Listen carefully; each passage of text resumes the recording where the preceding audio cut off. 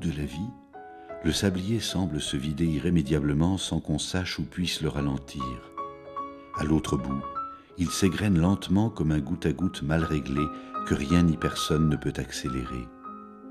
Alors même qu'elles nous sont comptées, les heures du jour et surtout de la nuit nous paraissent bien souvent interminables.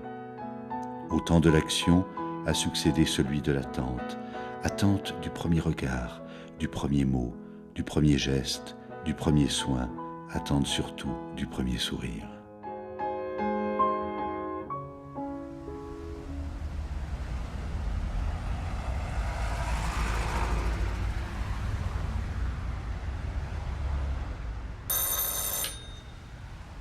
Bonjour madame, ça va bien? Vous avez passé un avez- bon dimanche et bon pas- anniversaire.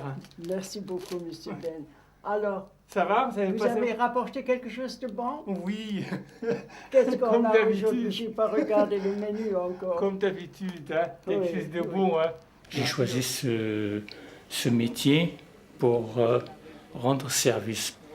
Je porte à peu près 40 à 50 repas par jour.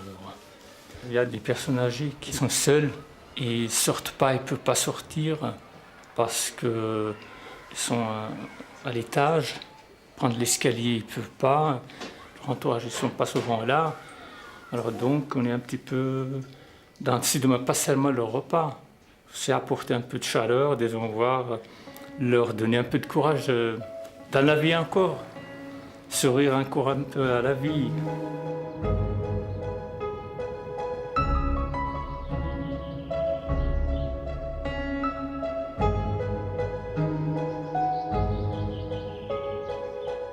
Quand la main se fait hésitante, quand le corps s'abandonne, quand le cœur fait des siennes ou que l'esprit s'enferme, il suffit de peu de choses pour que la personne ait envie de lever le pied, de se mettre au point mort, de laisser sa volonté en jachère.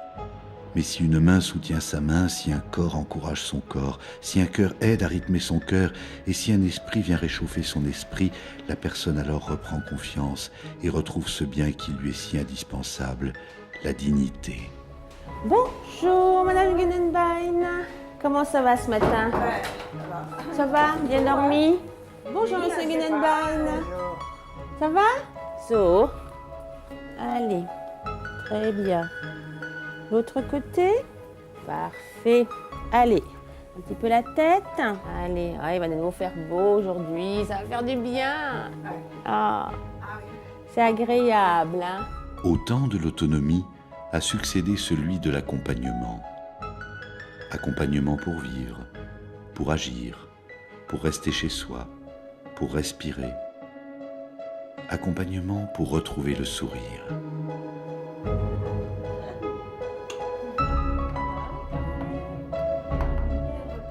Quand le corps s'économise, les distances deviennent plus longues, les efforts plus durs, l'entretien plus pénible, même quand on y est aidé. Quand la solitude s'accentue, que la famille s'éparpille au gré des emplois et des études, on a envie de retrouver la chaleur de l'échange, le plaisir de la parole, le goût de l'écoute. Alors que l'espace intime est préservé pour l'essentiel et débarrassé des charges superflues, l'horizon au contraire s'élargit et les contacts s'épanouissent. Au temps de l'absence a succédé celui de l'accueil. Comment vous voyez la suite, madame? J'en sais rien. Vous aimeriez quoi? J'ai la famille aux États-Unis. Est-ce qu'on pourrait pas faire en sorte que ça se passe pas trop mal ici, plutôt? Non, moi j'aime bien voyager. Oui, mais avec la maladie que vous avez, ça devient un peu difficile. Par rapport à tout ça, moi j'ai changé, j'ai mis un autre petit médicament. Et puis on va voir dans 15 jours comment ça va se passer. Hein, et puis à mon avis, je crois que vous irez un petit peu mieux avec ce médicament. On va essayer ensemble? Si vous voulez, oui. Toutes les deux?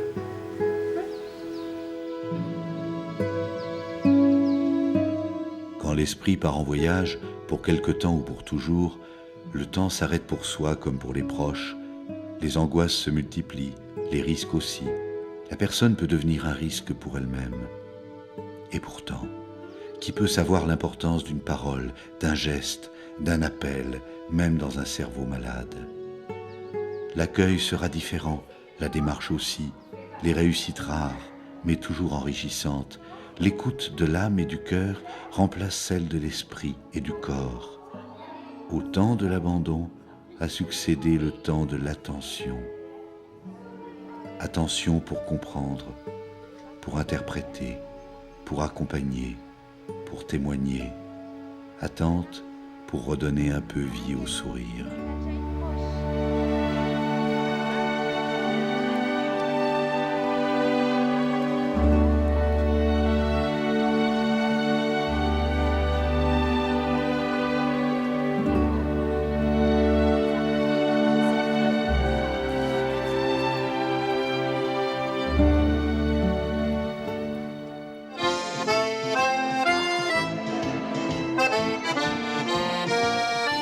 À chaque temps, sa vie. Pourquoi la personne, plus elle avance en âge, devrait-elle se mouvoir dans un décor en noir et blanc, sans musique ni lumière? Donner des couleurs au temps, c'est en donner à la vie. C'est créer d'autres occasions de se réjouir, d'apprendre, de continuer le chemin en appréciant de nouveaux paysages. Le voyage, l'écoute, la découverte de sonorités ignorées, de mots inconnus, de techniques que l'on croyait réservées à d'autres générations, sont autant d'occasions qui permettent à la personne de se retrouver éternel apprenti. Au temps de l'agitation a succédé celui de l'animation.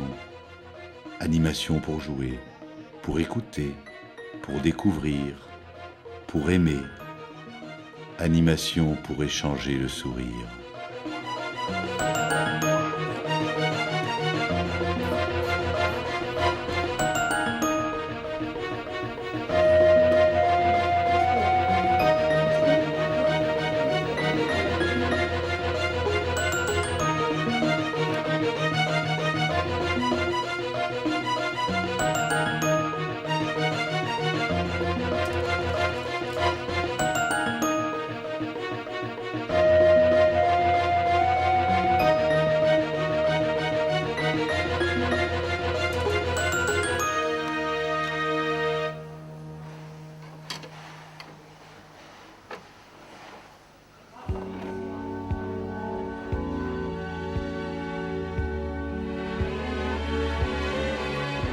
Je n'imaginais pas les cheveux de ma mère autrement que gris-blanc.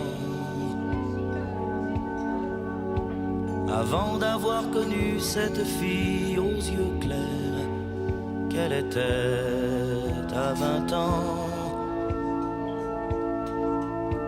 je n'aurais jamais cru que ma mère ait su faire un enfant.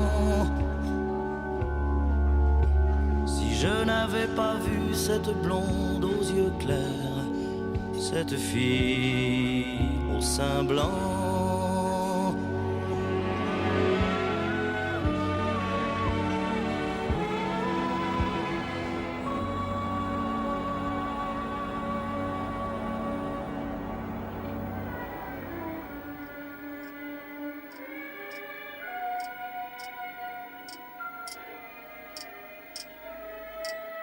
Quand les déséquilibres du corps et de l'âme se développent, quand la personne vacille entre l'angoisse et l'incertitude, l'harmonie se détruit et le trouble s'impose.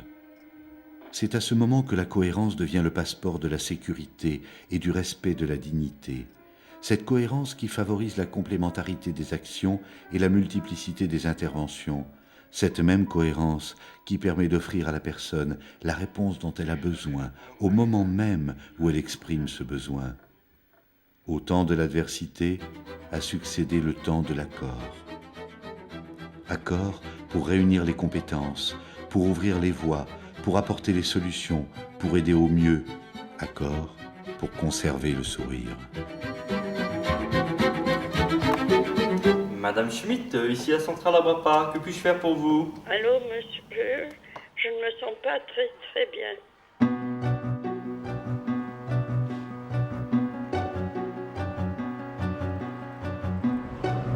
La nuit, c'est différent parce que les gens sont plus angoissés, donc on les aide à calmer leur angoisse et à passer une bonne nuit. J'aime bien la relation qu'il peut y avoir avec les personnes âgées et c'est surtout pour qu'ils puissent rester chez eux. En leur apportant l'aide qu'il leur faut parce qu'elles sont un petit peu dépendantes. Pas complètement, mais un peu. C'est Nadia. Bonsoir. Ça va? Vous savez, je suis un peu vieux. Et ça me chagrine parce que ça ne plaît pas à ma femme, mais... Ça plaît pas à votre femme? Non. Mais votre femme aussi, elle est vieille. Oui, mais pas comme moi. C'est pas une maladie, la vieillesse. Hein. Mais c'est une grosse gêne. C'est une grosse gêne. Oui. Vous êtes déjà allé aux toilettes? Oui. Oui? Voilà, monsieur. Merci, madame. Et on y va. À demain. Goodbye, à demain. Voilà.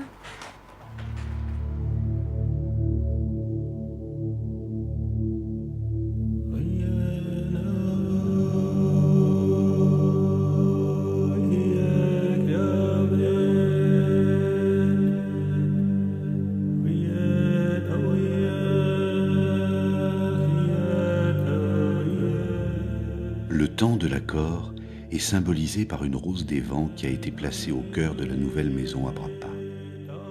À l'image de ses fondateurs, de ses animateurs et surtout des femmes et des hommes qui lui donnent vie et qui sont les premiers acteurs de ce film, cette rose des vents nous montre que la planète à Brapa, du lever du jour au coucher du soleil, ne cesse jamais de vivre au service des personnes à qui elle a offert son soutien pour répondre à leurs besoins. Au temps de l'aide a succédé le temps de l'amour, du sourire redonné et du sourire partagé. Ils vont les réunir dans une salle, il y aura une projection, donc il y aura pareil.